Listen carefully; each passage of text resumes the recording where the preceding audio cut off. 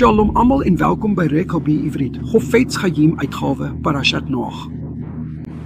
Die rede waarom Parashat Noach so belangrik is omdat dit die dae van Noach is wat ooreenstem met die dae van die koms van die Messias.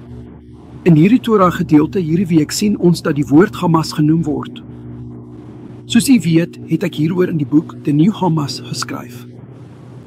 Maar vanoggend wil ek graag saam met julle fokus op die belangrike verduideliking gegee deur die Chofetz Chaim. Wat terloops weerspreek wat Rashi oor daardie woorde sê. Daar is geskryf oor Noach in hoofstuk 6:9, Tamim haya bedorotav, wat beteken dat Noach onberispelik was in sy geslag. Hoekom sê die Torah vir ons dat hy onberispelik was in sy geslag? In sy kommentaar sê Rashi, ek haal aan, Yeshedoshim otuli kanail fidoro, hayot sadik velu hayobdoro shel Avram, lu haya nechshav lichlum.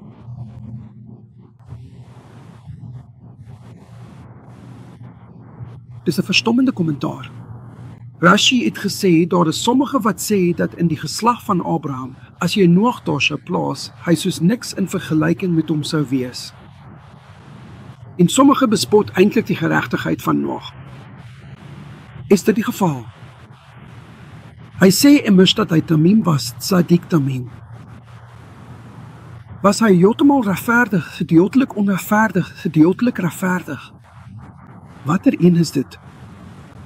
Die Or HaChaim gee ons 'n ongelooflike verduideliking later deur die Chofetz Chaim aangehaal. Ons sal dus vir 'n oomblik na die Chofetz Chaim kyk, aangesien hierdie verduideliking werklik merkwaardig is.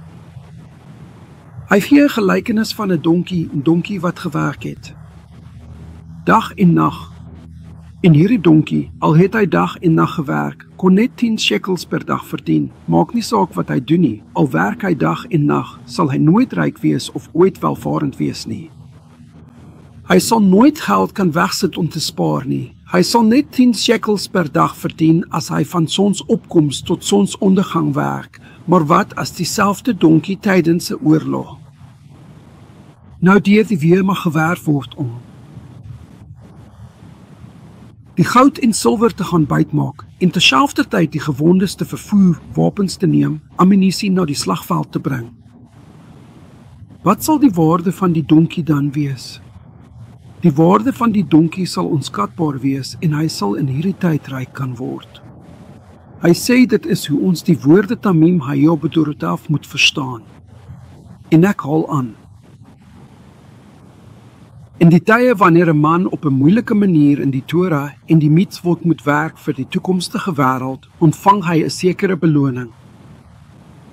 Maar wanneer daar 'n rebellie is, wanneer duisternis oor die aarde hang, wanneer ons chaos sien, wanneer ons die dae van Noach sien, wanneer boosheid opstaan soos die daarvan vandag en daardie persoon kies om deel te neem aan Torah en mitzvot, nie net kan hy siele red nie, maar in hierdie tyd kan hy in die hemel die hoogste sfere en die hoogste agting verdien en die beloning sal groot wees in die hemel. Dit is die rede, vriende, hoekom ek gesê het, hy het gesê, Tamim haya bedorotav. Hy moes so hard werk in sy generasie om net 'n vonkie van lewe te bring. Werk hard. Die hoogste duisternis wat ons omring, beteken dat jy die potensiaal het vir groter beloning in ons dae. Wat 'n pragtige boodskap vir ons van Chofetz Chaim, verdien die beloning te midde van die duisternis. Dis hoekom daar oor elkeen van ons gesê moet word, Tzadik.